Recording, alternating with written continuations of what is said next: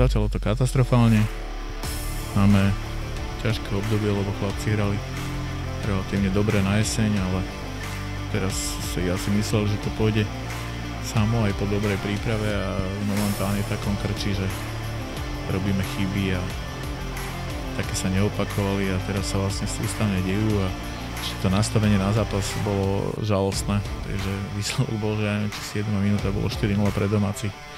Tak akože všetka česť, že ešte sa to nejakým spôsobom dokázalo vrátiť naspäť, ale proste už sme vyčerpali všetky motivačné aj demotivačné prostriedky, aby sme tých chlapcov nastavili, ale musia byť oni nastavení.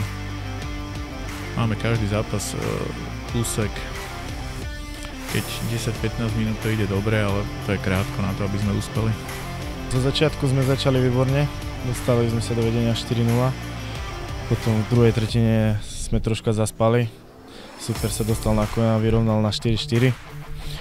Do tretej tretiny sme nastúpili s tým, že budeme hrať ako prvú tretinu. Myslím, že sme si vytvorili dosť veľa šancí. Dali sme na 5-4, potom na konci Super troška so šťastím dal na 5-5. Ale nakoniec v predĺžení sme to šťastne zlomili. Tak ja som rád, že to tam konečne padlo.